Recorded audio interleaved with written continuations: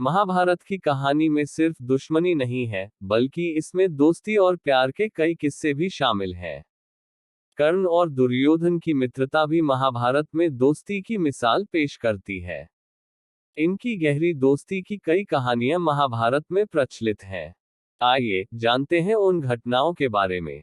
दुर्योधन कर्ण को अपना प्रिय मित्र मानता था और उसे उचित मान सम्मान देता था। उसकी इसी बात की वजह से कर्ण दुर्योधन को कभी भी अधर्म करने से रोक नहीं सका और उसका साथ देता रहा। जबकि सच्चा मित्र वही है जो अधर्म करने से रोकता है। अगर दोस्ती में ये बात ध्यान नहीं रखी जाती है तो बर्बादी तय है। महाभारत में दुर्योधन की गलतियों की वजह से उसका पूरा कुल नष्ट हो गया। कर्ण धर्म अधर्म जानता था, लेकिन उसने दुर्योधन को रोकने की कभी कोशिश नहीं की। कर्ण दुर्योधन के आश्रय में रहता था। गुरु द्रोणाचार्य ने अपने सभी शिष्यों की शिक्षा पूर्ण होने पर हस्तिनापुर में एक रंगभूमि का आयोजन करवाया। इस रंगभूमि में भाग लेने कौरवों और पांडवों के अलावा दूर दूर के राज्यों से भी राजकुमार आए थे। रंगभूमि में अर्जुन विशेष धनुर्विद्या युक्त शिष्य प्रमाणित हुआ। तभी कर्ण रंगभूमि में आया और अर्जुन द्वारा किए गए करतबों को पार करके उसे द्वंद्व युद्ध के लिए ललकारा। लेकिन गुरु द्रोणाचार्य ने इस मुकाबले के लिए मना कर दिया, क्योंकि कर्ण कोई राजकुमार नहीं था और यह रंगभूमि की प्रतियोगिता राजकुमारों के बीच थी। क्योंकि द्वंद्व युद्ध के नियमों के अनुसार केवल एक राजकुमार ही अर्जुन को, जो हस्तिनापुर का राजकुमार था, द्वंद्व युद्ध के लिए ललकार सकता था।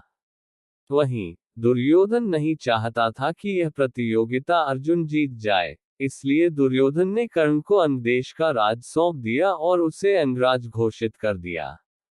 इस तरह दुर्योधन ने कर्ण को अर्जुन से मुकाबला करने की योग्यता दी। जब कर्ण ने दुर्योधन से पूछा कि तुम इस राज्य के बदले में मुझसे क्या चाहते हो, तब दुर्योधन ने कहा कि मैं केवल ये चाहता हूं कि तुम हमेशा के लिए मेरे मित्र बन जाओ। इस घटना के बाद कर्ण सदा दुर्योधन का आभारी रहा और उसे अपना परम मित्र मानने लगा। कर्ण ने हमेशा दुर्योधन की मदद की और एक ईमानदार साथी का फर्ज निभाया। इस प्रकार महाभारत में कुछ मुख्य संबंध स्थापित हुए, जैसे दुर्योधन और कर्ण के बीच सुदृढ़ मित्रता स्थापित हुई, कर्ण और अर्जुन के बीच तीव्र प्रतिद्वंद्विता, और पांडवों तथा कर्ण के बीच वैमनस्य।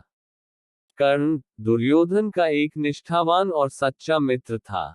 यद्यपि वह बाद में दुर्योधन को प्रसन्न करने के लिए द्यूत क्रीड़ा में भी उसने भागीदारी की, किंतु वह आरंभ से ही इसके विरुद्ध था। कर्ण बहुत वीर था, इसलिए वह दुर्योधन को योद्धा की तरह लड़ने की शिक्षा देता था। दुर्योधन जब भी अपने मामा शकुनी के बहकावे में आकर पांडवों को धोखा देने की सोचता, तो कर्ण उसे काय कहकर धिक्कार देता था।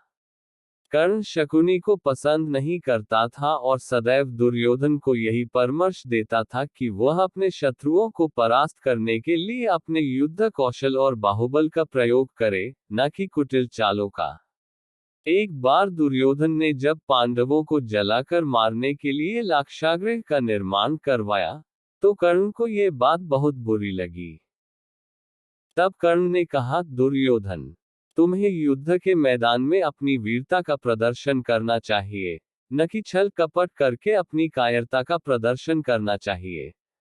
वह अपने मित्र दुर्योधन को समझाता है कि, मित्र, तुम्हें एक योद्धा के समान कार्य करना चाहिए और तुम्हें जो कुछ भी प्राप्त करना है, उसे अपनी वीरता द्वारा प्राप्त करना चाहिए। इस प्रकार कर्ण ने हमेशा मुसीबत में फंसे दुर्योधन का साथ दिया। दुर्योधन चित्रांगद की राजकुमारी से विवाह करना चाहता था, लेकिन राजकुमारी ने उसे स्वयंवर में अस्वीकार कर दिया, जिससे दुर्योधन को बहुत क्रोध आया और वह राजकुमारी को बलपूर्वक उठाकर ले गया। तब वहां उपस्थित अन्य राजाओं ने उसका पीछा किया, लेकिन कर्ण ने अकेले ही उन सबको परास्त कर दिया। परास्त राजाओं में जरासंध, शिशुपाल, दंतवक्र, साल्व और रुक्मी इत्यादि थे। कर्ण की प्रशंसा स्वरूप जरासंध ने कर्ण को मगध का एक भाग दे दिया था।